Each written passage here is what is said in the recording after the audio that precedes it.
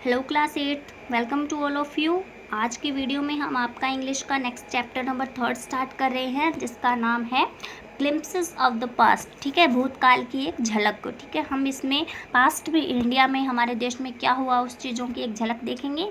ये चैप्टर लिखा है एस.डी. सावंत ने और फ्रॉम आवर फ्रीडम मूवमेंट। ये किससे जुड़ा है? हमारे आज़ादी के जो आंदोलन हुए थे उनसे जुड़ा है।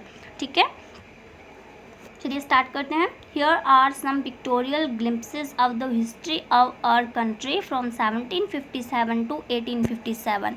यहाँ कुछ पिक्टोरियल झलक, पिक्टोरियल होता है जिसमें फ़ोटो में यानी पिक्चर दिखा के उसकी झलक दिखाई जाए, पिक्चर्स में पुरानी झलक दिखाई जाए, ऐसी इंडिया की हिस्ट्री इसके अंदर दिखाई गई है। जो कब की हिस्ट्री है? 1757 से लेके 1857 तक की हिस्ट्री को आप इसमें देखेंगे। Okay, these pictures and speech bubbles will help clarify your understanding of the conditions that lead to the event known as the first war of independence in 1857। ये पिक्चर्स और शॉर्ट बबल्स होते हैं, speech bubbles होती है, very short statement होती है। ठीक है, छोटे छोटे स्टेटमेंट्स में कोई बात कही जाए, छोटा कथन होता है। ये पिक्चर्स और ये छोटे छोटे कथन हम आपको हेल्प करेंगे कि आप समझ पाओ उस कंडीशन को, हमारे देश की उस कंडीशन को समझ पाओ जो किसका कारण बनी थी। Event known as the first war of independence in 1857। 1857 में जो पहला इंडिपेंडेंस के लिए, आज़ादी के लिए जो पहला युद्ध हुआ था, वो उसका कारण क्या था, वो किस वजह से हुआ, कैसी कंडीशंस थी, उन सब के बारे में इसमें हमें ये स्टेटमेंट्स और ये पिक्चर्स आपको बताएंगे।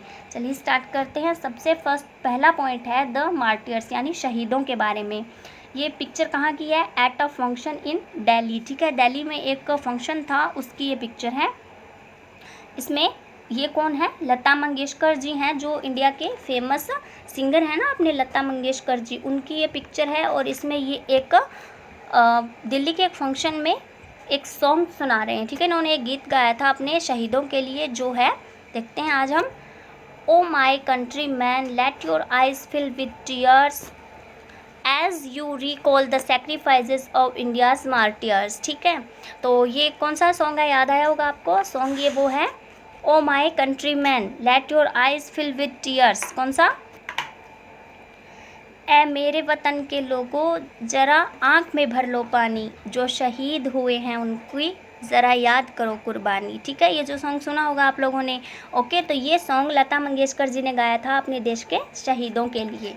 ठीक है, तो ये आपका फर्स्ट चैप्टर है, थर्ड चैप्टर है, सॉरी। अब हम देखते हैं इस पैराग्राफ में जो 2-3 स्टेटमेंट्स आपने पढ़ी हैं उसमें से क्वेश्चंस बनाए गए हैं, वो देखते हैं। First question is where was the picture taken from. ये जो पिक्चर आपने देखी ये कहाँ से ली गई है? This picture was taken from a function in Delhi. ये दिल्ली में एक फंक्शन हो रहा था, वहाँ से ये पिक्चर ली गई है। Second question is who is singing the song in the picture. Picture में सॉन्ग कौन गा रहा है? सॉन्ग किसने गाया? ये पिक्चर में जो दिख रहा है वो Lata Mangeshkar, the famous singer, is singing the song in the picture. Picture में जो सॉन्ग गा रहे हैं वो एक फेमस सिंगर लता मंगेशकर जी हैं। ठीक है, नेक्स्ट है फॉर हुम वॉज द सॉन्ग संग। ये सॉन्ग जो है वो किसके लिए गाया गया है? द सॉन्ग वॉज संग in the memory of martyrs. हमारे देश के शहीदों के लिए की याद में ये सॉन्ग गाया गया है। Last one is find the word from the pictorial description which means natives. ठीक है, इस पिक्टोरियल डिस्क्रिप्शन में जो नेटिव का मीनिंग निकले ऐसा कौन सा वर्ड आया है? वो है कंट्रीमैन। ठीक है, अपने देश के लोग। अब हम देखते हैं अपना नेक्स्ट पैराग्राफ। इसमें देखते हैं क्या कुछ बताया गया है पास्ट के बारे में इंडिया के। The companies conquests. ठीक है, 1757 टू 1849। ओके, तो इसके अंदर हम देखेंगे कि कंपनी, कौन सी कंपनी की बात हो रही है यहाँ पे? ईस्ट इंडिया कंपनी की बात हो रही है, जो ब्रिटिश थी ना, ब्रिटिश लोग लेकर आए थे, जिसे यहाँ ब्रिटिश कंपनी थी, ईस्ट इंडिया कंपनी। उसकी जीत कहाँ कहाँ हासिल की उसने इंडिया में, और 1757 से लेके 1849 तक उसने क्या कहाँ कुछ किया, वो सब इसमें हम देखेंगे। ओके, तो चलिए अब हम स्टार्ट करते हैं। With its superior weapons the British East India Company was expanding its power in 18th century India. ठीक है, अपने सुपीरियर वेपन्स यानी अपने अच्छे खासे हथियारों के साथ ब्रिटिश ईस्ट इंडिया कंपनी ने अपनी पावर को 18वीं शताब्दी में यानी 18th सेंचुरी में इंडिया में एक्सपेंड कर लिया था, उसे बढ़ा लिया था, एक्सटेंड कर लिया था। ओके, अब आप देखिए इंडिया 1765 में कैसा था। इंडियन प्रिंसेस ब्रिटिश टेरिटरी, ये इंडिया का मैप है जिसके अंदर जो ये एरिया है ये वो रियासतें हैं जहाँ पे ब्रिटिश हुकूमत स्टार्ट हो चुकी थी। ठीक है, अब हम देखते हैं नेक्स्ट। इंडियन प्रिंसेस वर शॉर्ट साइटेड। शॉर्ट साइटेड का मतलब होता है कि निकटदर्शी यानी पास का देख सकते थे, दूर का नहीं देख सकते थे, आगे की सोच नहीं सकते थे, फ्यूचर की। ओके, वो होते हैं। तो इंडिया के जो राजा थे वो क्या थे, शॉर्ट साइटेड थे, यानी उन्हें दूर का नहीं दिखता था, वो सिर्फ पास का देख पाते थे। दैट अपस्टार्ट राजा भाल call the English merchants they will help me to defeat him.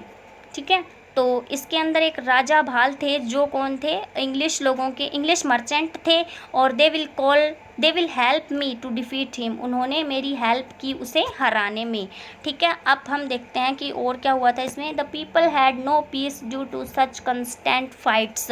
ये जो हर रोज़ लगातार छोटे छोटे झगड़े होते थे, फाइट्स होती थी, इस वजह से लोगों के पास बिल्कुल भी शांति का माहौल नहीं था। ठीक है, लोग परेशान हो चुके थे इन चीज़ों से। फिर The rivalries helped the East India Company and it could easily subdue Indian princes one by one। जो प्रतिद्वंदी लोग थे जिनकी आपस में नहीं बनती थी, उन लोगों ने ईस्ट इंडिया कंपनी की हेल्प की और ईस्ट इंडिया कंपनी ने आसानी से इंडियन रियासतों पर एक के बाद एक करके आसानी से कब्जा कर लिया। ठीक है, क्योंकि हमारे ही देश के लोगों ने उनकी हेल्प की जो प्रतिद्वंदी थे जिनकी आपस में नहीं बनती थी।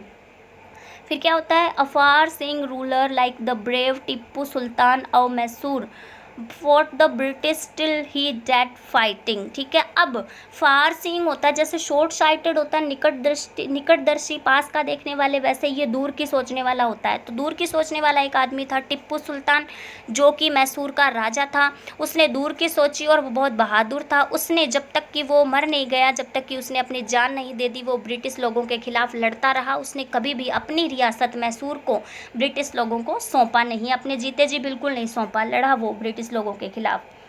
फिर how did Indians react to this conquest. ये जो ब्रिटिश गवर्नमेंट जो हर जगह अपनी जीत हासिल कर रही थी धीरे धीरे, इस पर भारत के लोगों ने कैसा रिएक्ट किया। अलग अलग एरियाज़ में लोगों का रिएक्शन अलग अलग था। चलिए देखते हैं। सबसे पहले, thank God there is peace in the country now, no more wars and no looting by thugs. कुछ लोगों ने धन्यवाद दिया कि भगवान का शुक्र है कि अब देश में थोड़ी शांति है, ना तो अब कोई युद्ध हो रहे हैं और ना ही कोई लूटपाट हो रही है, ठग लोग अब किसी को लूट भी नहीं पा रहे हैं। ठीक है, it is God who sent the British, ये भगवान ही है जिन्होंने ब्रिटिश लोगों को हमारे लिए भेजा है, भगवान ने भेजा है ब्रिटिश लोगों को हमारे लिए। ये इंडिया के कुछ लोगों की सोच थी। और destiny is linked with them, हमारी किस्मत इनसे जुड़ी है। फिर कुछ लोगों का मानना ये था, the white man has killed और डिथ्रोन और किंग्स, की ये जो सफ़ेद गोरे लोग हैं ये हमारे राजाओं को मार रहे हैं और उन्हें सिंहासन से उतार रहे हैं, यानी उनकी गद्दी छीन रहे हैं। सम किंग्स वर नॉट गुड, कुछ राजा अच्छे नहीं थे, but after all they were of this land, माना कि कुछ राजा अच्छे नहीं हैं लेकिन वो फिर भी हमारे ज़मीन के, हमारे देश के रहने वाले तो हैं, बाहर के लोग उन पर कब्जा क्यों करें। Now we have become slaves of foreigners, अब हम क्या हो गए हैं, विदेशी लोगों के, फॉरेनर्स के बंधु बन गए हैं, यानी अब हम उनके बन चुके हैं, उनके हम कब्जे में आ चुके हैं। ठीक है, बंदिश में हैं अब उनके। अब इस पैराग्राफ के क्वेश्चंस देखते हैं। What things were helpful to the British company in extending its power in India, कौन सी चीज़ ने ब्रिटिश कंपनी को इंडिया में एक्सटेंड होने में हेल्प की। The superior weapons of the Britishers and rivalries among Indian princes were helpful to the British company in extending its power in India. एक तो ब्रिटिश लोगों के सुपीरियर वेपन्स थे और दूसरा इंडियन रियासतों के जो प्रतिद्वंदी थे उन्होंने ब्रिटिश कंपनी को इंडिया में एक्सटेंड होने में हेल्प की। Second question is what kind of Indian princes were there in 18th century India. जो इंडियन प्रिंसेस थे 18th सेंचुरी में वो किस तरीके के थे। The Indian princes in 19th century were short sighted थे, पास की देखने वाले, दूर की नहीं सोचते थे। Who was Tipu Sultan, did he accept the English power over himself, Tipu Sultan कौन था, क्या उसने इंग्लिश पावर को अपने ऊपर एक्सेप्ट किया।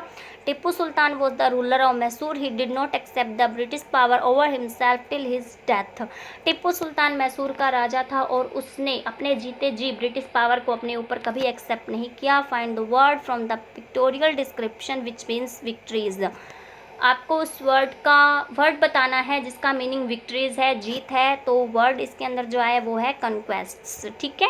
ये आपका चैप्टर है, तो इसमें आपको बहुत सारी चीज़ें सीखने को मिली है, समझने को मिली है कि पास्ट में इंडिया में क्या कुछ हुआ था।